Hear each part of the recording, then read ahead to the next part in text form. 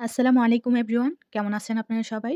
আশা করি আল্লাহর রহমতে যে যেখান থেকে ভিডিওটি দেখছেন, কাছে অথবা দূরে, দেশ অথবা দেশের বাহির থেকে আল্লাহর রহমতে আলহামদুলিল্লাহ সবাই ভালো এবং সুস্থ আছেন।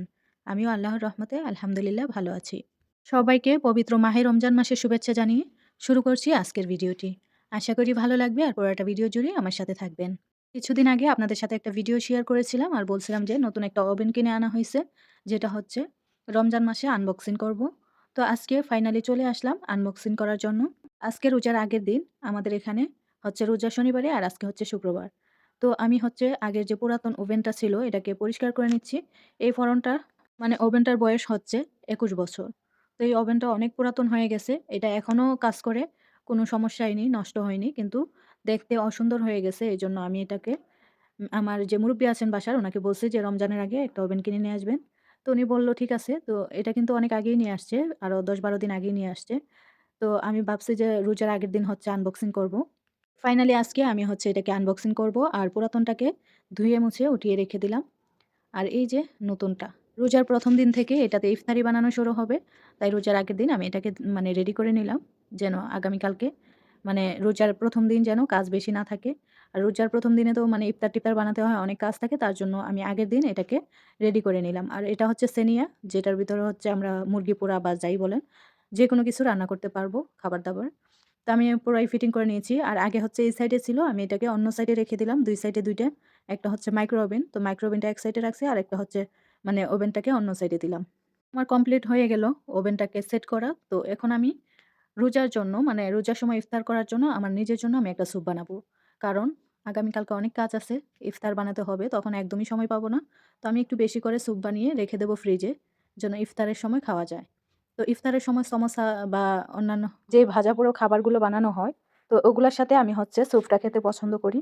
তো গত বছর রমজানেও আমি স্যুপ বানিয়ে রেখে দিয়েছিলাম আমার জন্য আগের দিন, রোজার আগের দিন। তো আজকেও সেম কাজটাই করছি। আর এই স্যুপটা বানানোর মেইন উদ্দেশ্য হচ্ছে, সেটাও আপনাদের সাথে শেয়ার করছি। রোজার মাসে অনেক বেশি ভাজাপোড়া বানানো হয় এখানে। তো বেশি একটা ভাজাপোড়া আমার খাওয়ার ইচ্ছে নেই। কারণ ভাজাপোড়া খেলে অনেক সমস্যা হয় আমার। তার জন্য আমি হচ্ছে স্যুপটা বানিয়ে নিচ্ছি। এখানে আমি কোনো তেল ব্যবহার করিনি, আপনারা দেখতে পাচ্ছেন। সম্পূর্ণই তেল ছাড়া আমি এই রান্নাটা করছি। তো স্যুপটা যখন ইফতারের সময় খাবো, তাহলে আমার অন্যান্য খাবারগুলো বেশি খেতে হবে না। স্যুপ খেয়ে আমার পেট ভরে যাবে।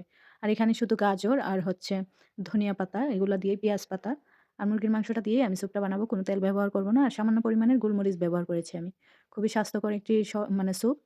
তো এখানে স্যুপকে শর্বা বলে, তাই আমার মুখ দিয়ে শর্বা চলে আসছিল। তো যাই হোক, স্যুপটা আমি রান্না করে নিচ্ছি। তো মুরগিটা সেদ্ধ হওয়ার পরে আমি হচ্ছে টমেটো কুচি করে দিয়ে দিলাম। এখানে বড় সাইজের ২ টা টমেটো আমি কুচি করে দিয়ে দিয়েছি। তো কিছুক্ষণ জাল করে নেব আমি। এই স্যুপটা কিন্তু অনেক ভালো লাগে আমার কাছে। এই স্যুপটা আমার কাছে একদম বাহির থেকে কিনে আনা যে স্যুপটা থাকে, ওই স্যুপটার মতো লাগে। তো সবকিছু সেদ্ধ হওয়ার পরে আমি কর্নফ্লাওয়ার দিয়ে দিলাম। আর এখন আমি এখানে ৩ টা ডিম ফেটিয়ে নিচ্ছি। লাস্টের দিকে আমি ডিমটা দিয়ে দেব। তো আগে ডিমটা দেওয়া উচিত, কিন্তু আমি ভুলে গেছিলাম। আগে কর্নফ্লাওয়ার দিয়ে তারপর ডিমটা দিলাম। তো আপনারা চাইলে ডিমটা আগে দিয়ে দিবেন। তো কোনো প্রবলেম হয়নি। আমি এখানে হচ্ছে স্যুপটা বানিয়ে ফেলছি দেখেন। কর্নফ্লাওয়ার দেওয়াতে ঘন হয়ে গেছে। এখন আমি হচ্ছে পেঁয়াজ কলি আর হচ্ছে যে ধনিয়া পাতা দিয়ে নামিয়ে নেব। আপনারা চাইলে লেবুর রস এখানে এড করতে পারেন। আমি করলাম না। আমি যখন খাবো তখন একটু প্লেটে দিয়ে দিলেই হবে। স্যুপটা কিন্তু অনেক মজা হইছিল। আমি কিন্তু একটু খেয়ে নিয়েছি। আর আমার বাসায় যে মুরুব্বি আছেন, উনাকেও একটু খেতে দিছিলাম। তো উনি বলছে অনেক মজা হইছে। তো উনি নাকি আগামীকালকে ইফতারের সময় আমার সাথে এই স্যুপটা খাবে। আর আমাদের বাসায় কিন্তু প্রতিদিনই রমজান মাসে স্যুপ বানানো হয়। এটা হচ্ছে খাসির মাংস দিয়ে। বড়, বড় সাইজের খাসির মাংস দিয়ে একটা স্যুপ রান্না করা হয়। তো উনারা স্যুপ খায় না। আমার মনে হয় যে কি বলবো আর? বড় বাটিতে করে ১ বাটি করে স্যুপ নিয়ে বসবে, খেয়ে উঠবে বড়, বড় মাংস দিয়ে। তো এই স্যুপটা আমি খেতে পারি, ভালোই লাগে। কিন্তু বেশি একটা খাই না। আমার কাছে এই স্যুপটাই ভালো লাগে আর আমি প্রত্যেকবার এই স্যুপটাই বানিয়ে নিই। তো দেখেন স্যুপের কালারটাও কিন্তু একদম পারফেক্ট হইছে। আর একদম মামারা যে দোকানে বিক্রি করে স্যুপ ঐরকমই হইছে স্বাদটাও।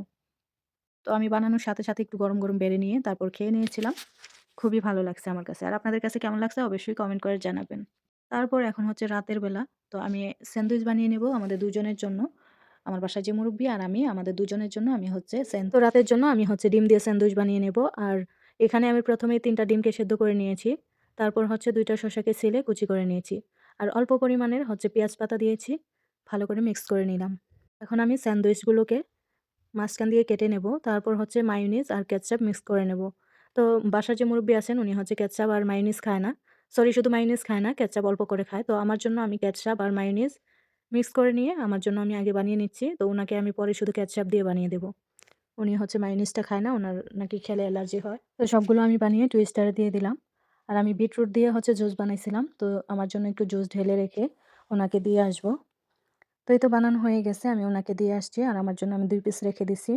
এটা কিন্তু একটা খেলেই পেট ভরে যায়। তারপর আমি ২ টা করে বানাইছি ২ জনের জন্য। তো এই ছিল আমার রাতের খাবার। তো ভিডিওটি কেমন লাগলো আপনাদের কাছে অবশ্যই কমেন্ট করে জানাতে ভুলবেন না। তো সবাই ভালো থাকবেন। আজ এখানেই বিদায় নিচ্ছি। আল্লাহ হাফেজ।